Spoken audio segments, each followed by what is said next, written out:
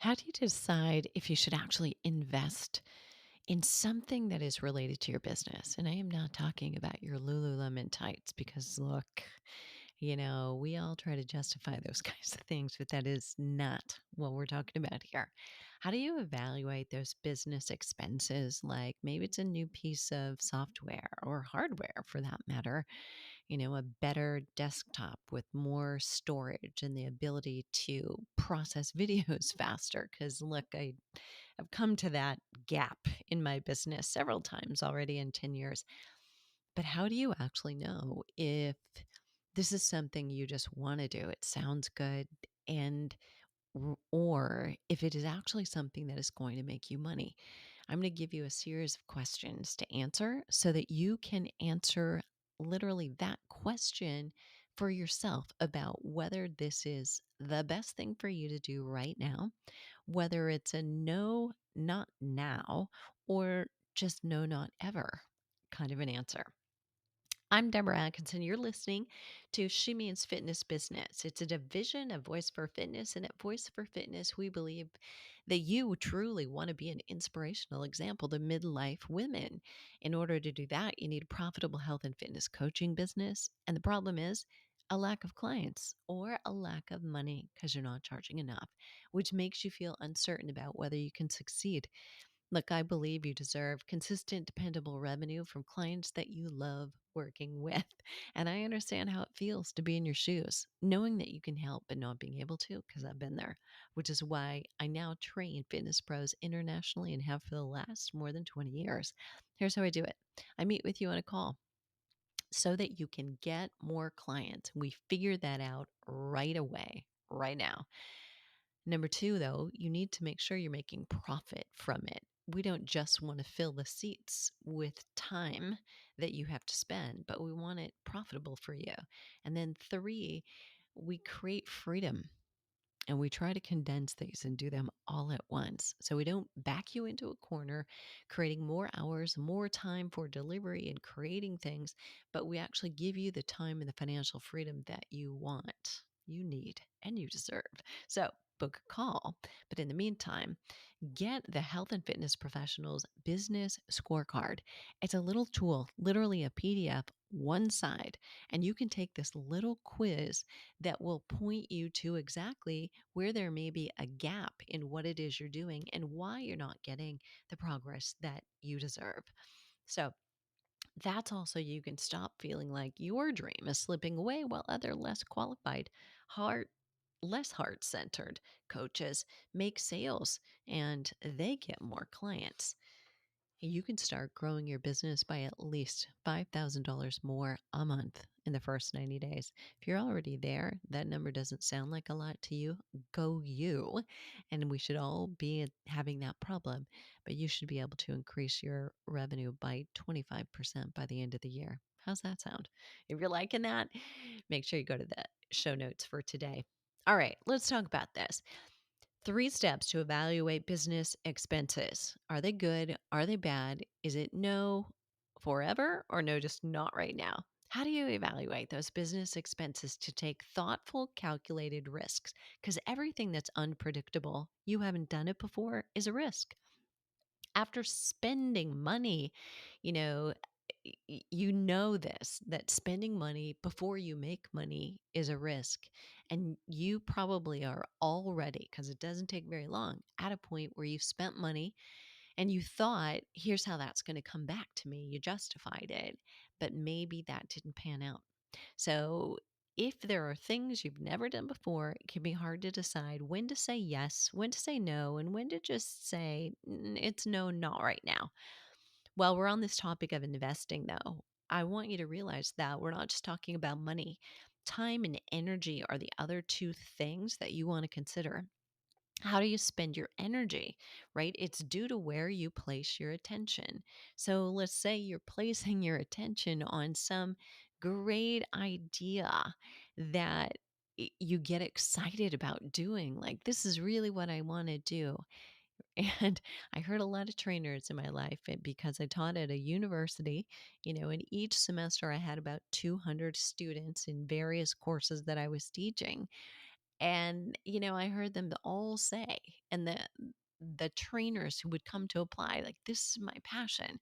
And, here's the deal: on the days it gets hard, on the days your clients cancel and they no show, and on the days you do consultation after consultation, but you don't convert anybody, are you still passionate about it? Or is it just passion when it's going well? I mean, that's the distinguishing factor right there. If it's really something you're passionate about, you're not going to stop simply because you have a bad day. However, that's a question. And the other question is this: what if you have a health problem? What if you no longer were fit and you gained weight? You didn't feel as good about your own body. Now, are you still passionate about it when your Lululemons in your short waisted tank don't look as good? Are you still as passionate, or was it about being able to show off just a little bit? And I say that delicately, but here's the deal: there is quite a bit of ego in the fitness industry. And I think we all have to acknowledge, which is it for you? Are you really here to help people, or are you also here just a little bit to show off? And tough, challenging questions. So sorry about the tough love today, but I think it's all very relevant. Too many things going on in the fitness industry where we're all promoting some things that are just borderline shaming, making people feel like, if their weight is not perfect and Barbie dollish, that it's not okay. And even if you are naturally thin and tall and slender and slim, but maybe not all that fit when it really comes down to it. And, that too is something for you to look at, and make sure that you identify, where are you? Are you okay with your body? And would you be okay with your body if you're doing all the right things and it weren't maybe as perfect as it is right now? And so wherever you are, we all say these little messages to ourselves that we don't always disclose to other people. And honestly, sometimes it's those of you who are the most beautiful on the outside that say the ugliest things to yourself on the inside. Be gentle and graceful with yourself, please, because that helps you shine your light brighter on somebody else. Okay. Let's talk about business expenses. So, whether you're talking about software, hardware, your new computer, I just bought myself this spring a camera. I got a little sick of playing slave to hiring a videographer. And, what's really convenient about a videographer is they're standing behind the camera the whole time, pushing record and stop so that you don't have to edit those pieces out. I kid you not. Or they're standing there, somebody is, and you can say, I'm sorry, just stop, stop. So you stop.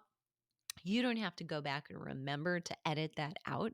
Has anybody ever done that, or is that just me? Like I'm a quick start. Like, I am going to get it done, get it finished, get it up.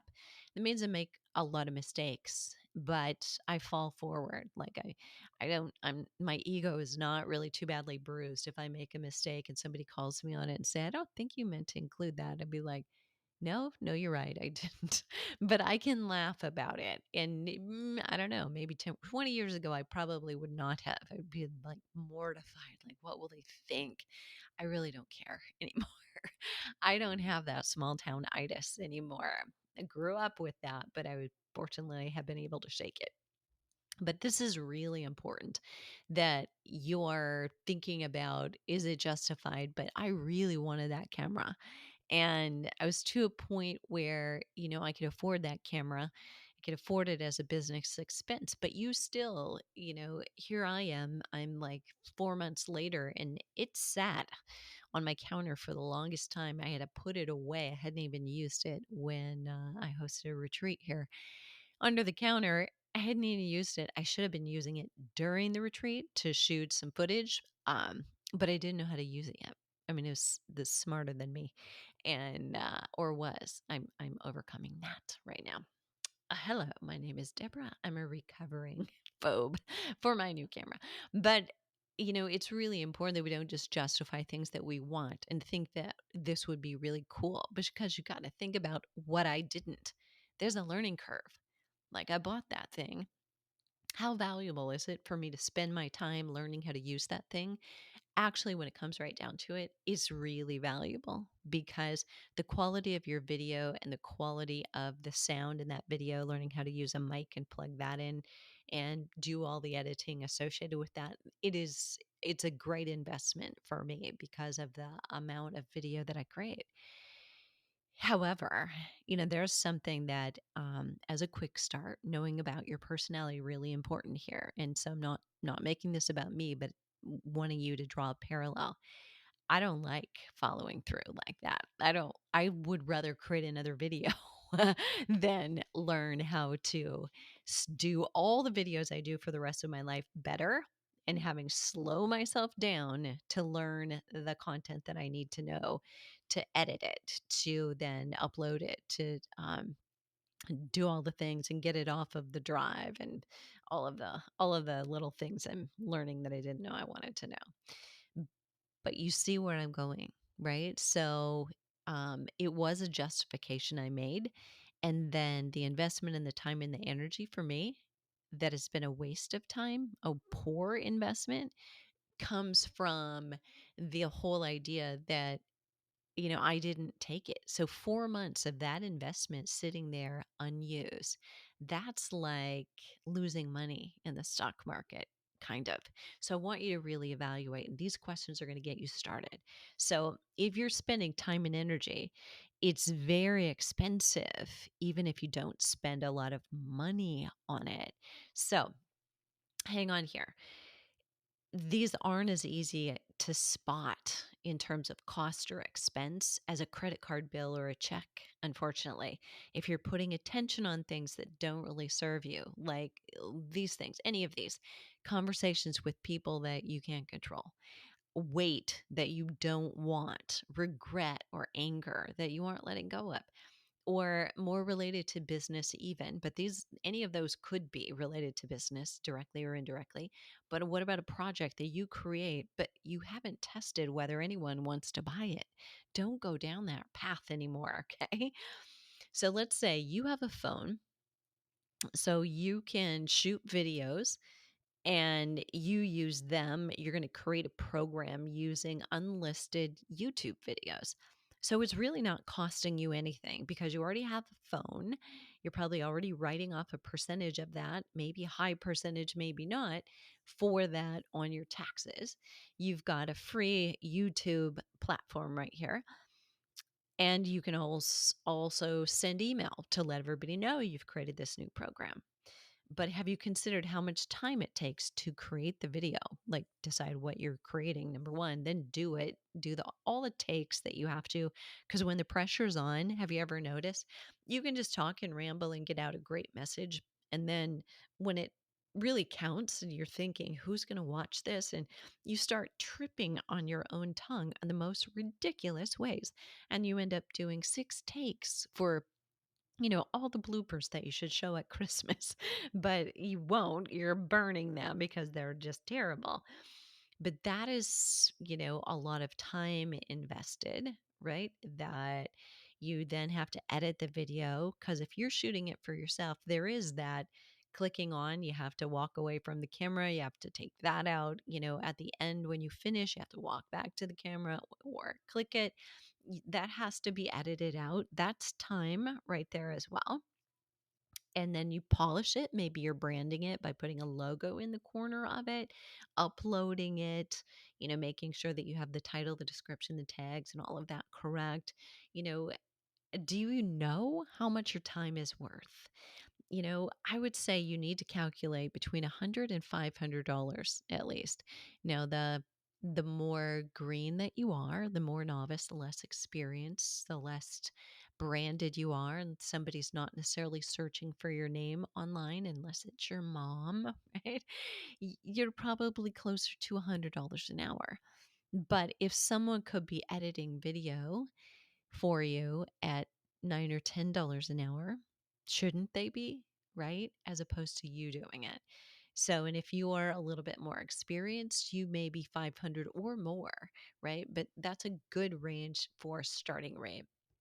And those things, Those are things you don't want to be doing very far down the line, unless you've tested and evaluated that someone is going to buy the project that you're doing. You don't want to just go shooting blanks, create a product or service or course that you don't know somebody wants.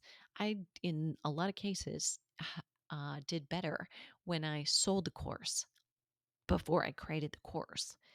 Because if nobody buys the course, you're not out anything. You have simply tested whether your title, your description, the way that you sell it and offer it was working, and you can tweak that. But if nobody's buying it, you're certainly not going to waste that time creating it. And unfortunately, it's what a lot of trainers do, and even a lot of, training directors who got there because they were a great trainer. That's a whole different management skill set, and you're often not told. That's not the best way to go about creating a program. You don't create the program before you get started, you do that later. Let's make sure everybody wants it first. And often it's not that they don't want the course, it's that the marketing, the language that you use is not really resonating with a problem somebody wants to solve.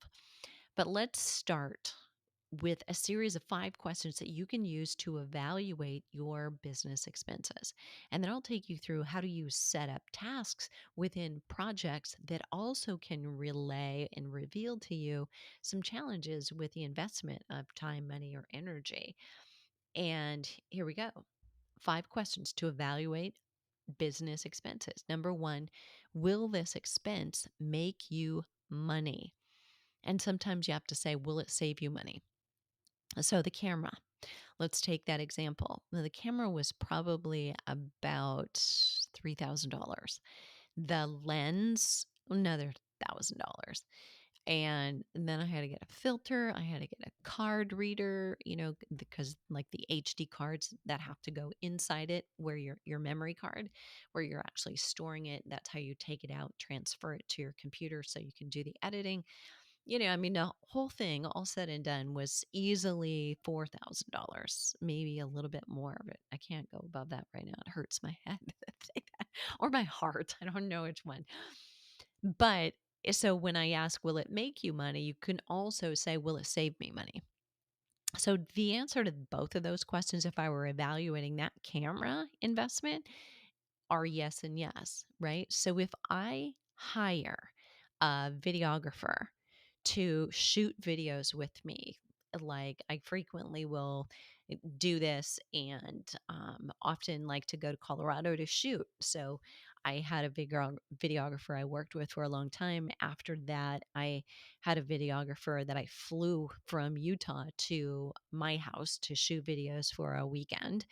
And since I've worked with somebody else, but I just like the backdrop. I like being there, and let's face it, it's a great excuse to get to Colorado again, where I've happened to have a lot of family. And so what's the expense for doing that? Just for the shooting alone, for the full day, if I do 2 days back to back and we just have them planned out so that, number one, I'm not burning myself out.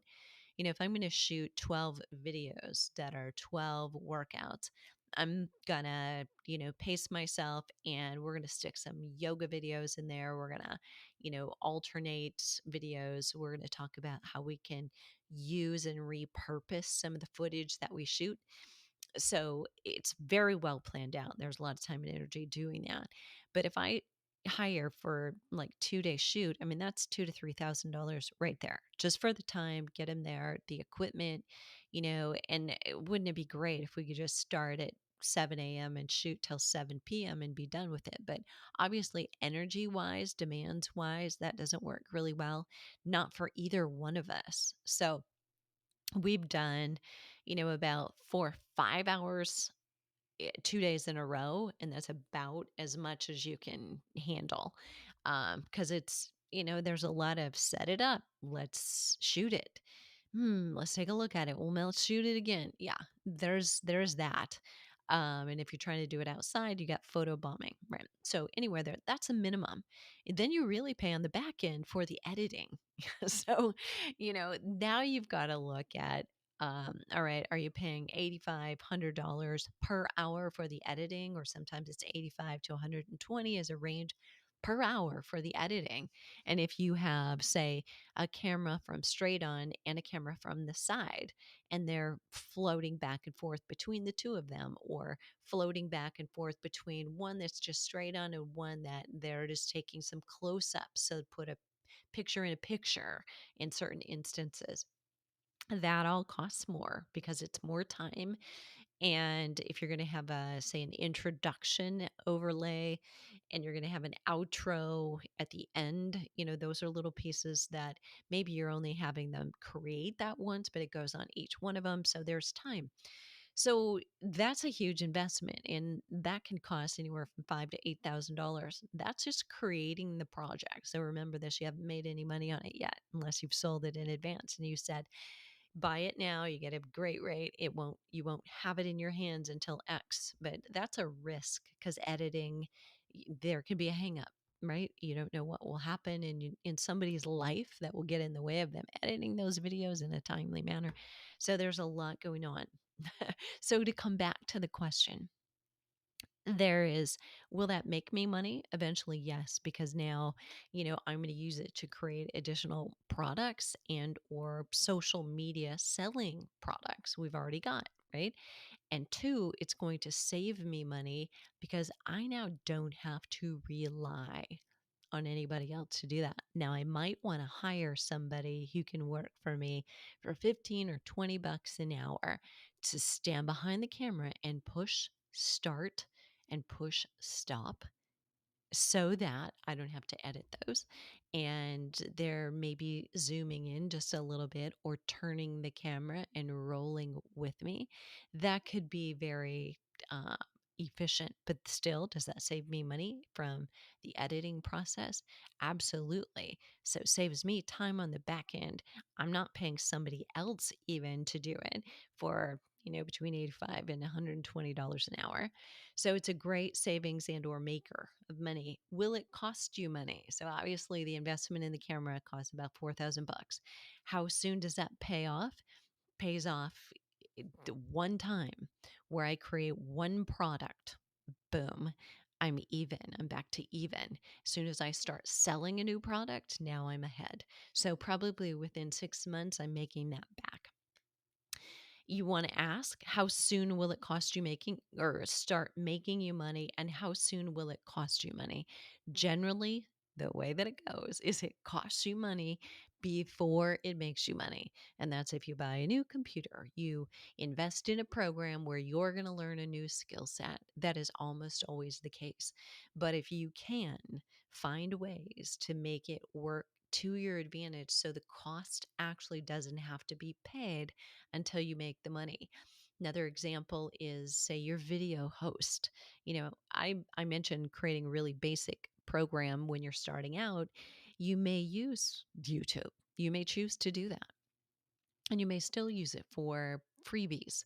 You can have random videos on YouTube and still put them together, some of them in an organized way, and create a program from that. And that may work for you when you're first starting out. Eventually, you're going to want to host somewhere like Wistia, or I use Vimeo. And I've used both, and I've gone with Vimeo.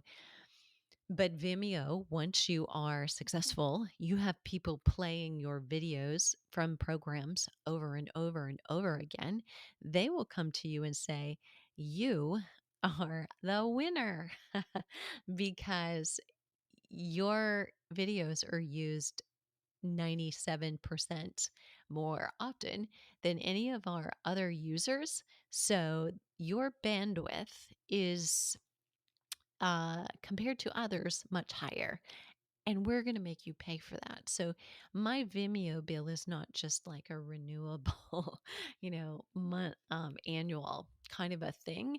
It's a much bigger deal than that. And as you grow, it will be a bigger deal. But that, for instance, I pay quarterly because I don't like that big number right up front. So I have them divide it. They send me a bill quarterly, and then we take a new look at that every year. And as my usage, my videos, my subscribers and our members and students go up, the use of those videos goes up, of course. So the bill is going to go up.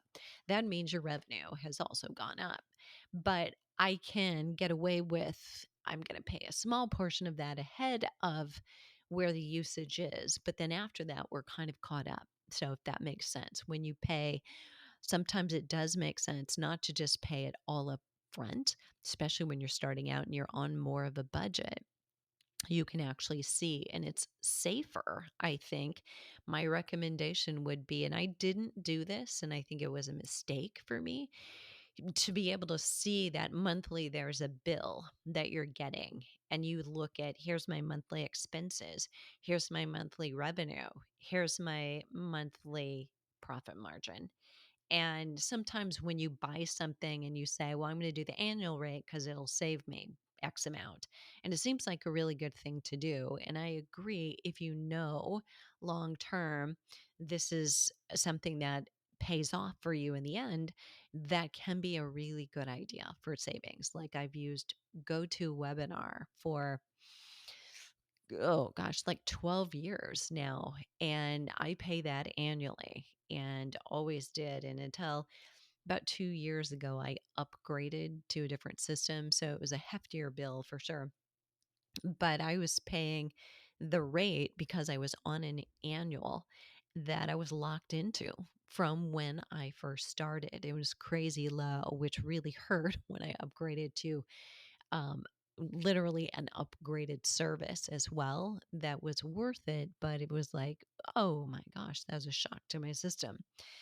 So knowing that you're paying a little every month, and you can literally look at what did I generate this month?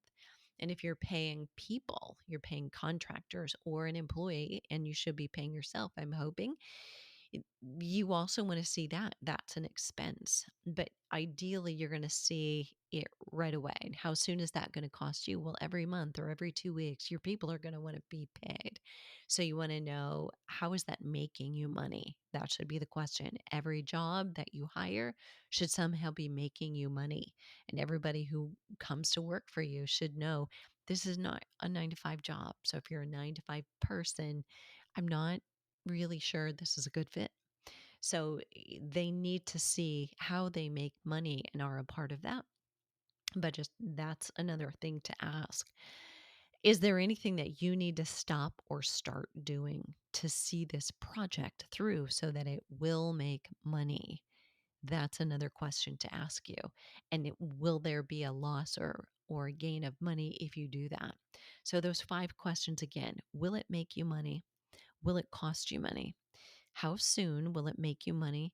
How soon will it cost you money? And is there anything that you need to stop or to start doing to see this through, to get one of your time, energy, or money freed up in order to dedicate to this?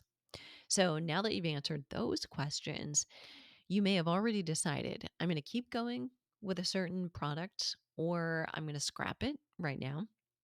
But next, I want to ask some more questions of you so that you can ask yourself, what tasks will help you evaluate good business investment? So within every project, like, I got the camera. It's not the camera I'm evaluating, it's what the camera is going to help me do, right? So I'm evaluating a 12-week program. It's what Flipping 50 has become known for. Like, it's our biggest revenue generator, and it's the biggest way we lead people to our next step and the next step beyond that. So these questions will not only help you evaluate good versus poor business decisions, but they'll get this project planned out. So number one, what are some of the tasks that you need to do related to this project? So for instance, with creating a new product, I might say, okay, I've got to, first of all, what problem does this solve? What am I calling it? And how are we structuring it? Like, what are the steps that will be in place for the program. And what do I need for each one of those steps? Like, what are the actual workouts?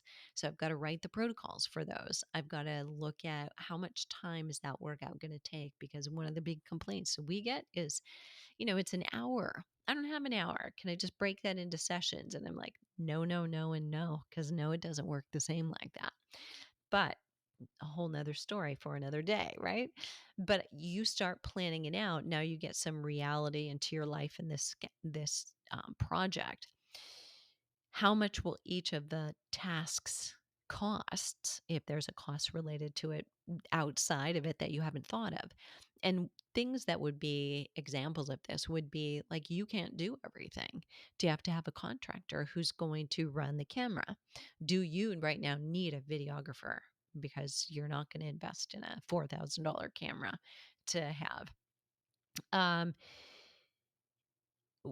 how long will each take? Boy, this is a good one, right? So, generally, if you're planning it, for myself, I have to say a week from Friday, all the planning is done. And then I say, okay, I'm going to dedicate an open hour in my schedule every day. Usually for me, this is every morning when I'm planning these workouts and doing the research, pulling the piece where it came from this study. I am just writing them all out. So I've got all of them. Boom, I'm done. So you might say, okay, well, it's going to take 8 hours then to get that first task, which is writing them.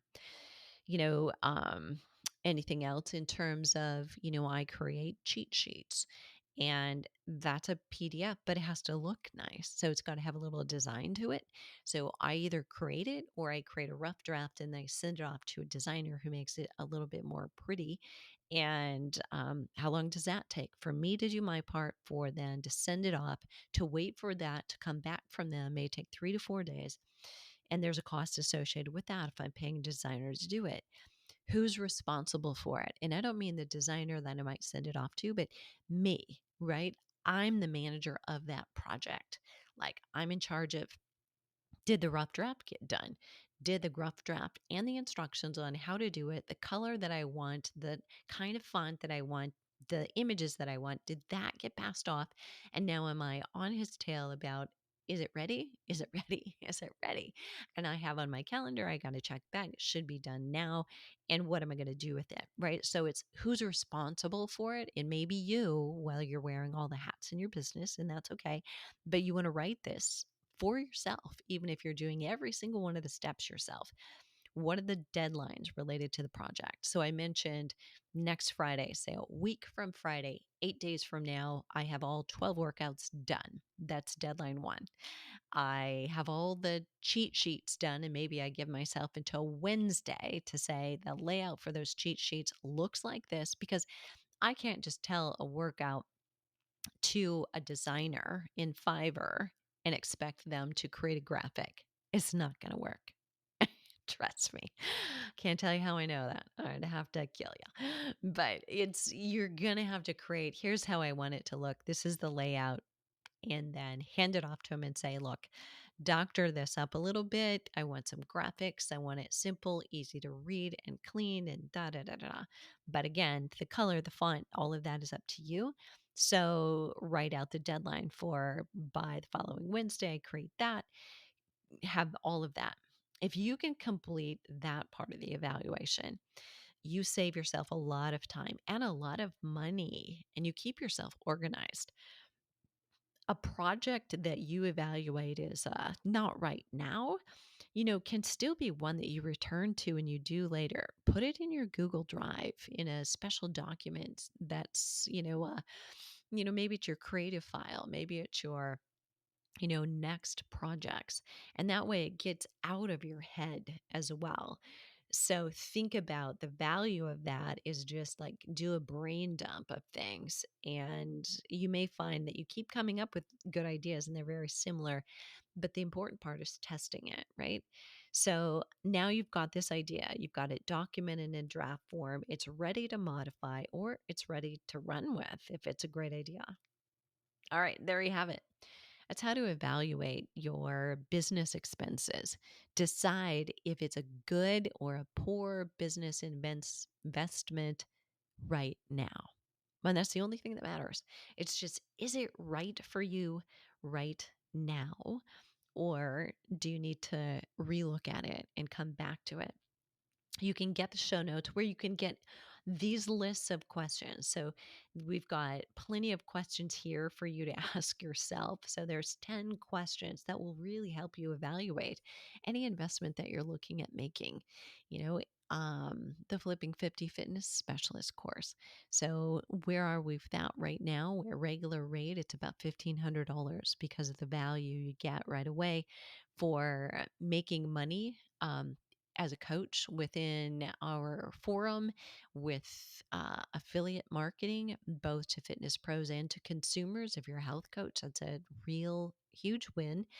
And you start making more money because you really know your stuff and you have a stronger voice because you know your science and you've got the business in a box for doing it with the advanced version. And if you're on the list, you actually get a steep discount when you do this. So make sure that you're in on things because we are changing the way we do this and offer it. And we're doing something very special in June and July of this year. So if you're a part of the summit right now, literally, I mean, don't waste any time getting in right now. It's the what, when, and why to exercise for women 40 and over. You'll learn a lot more about it at the tail end of that, where we're going to start revealing things. But show notes for today will be at fitnessmarketingmastery.com/evaluate business expenses. And what are you waiting for?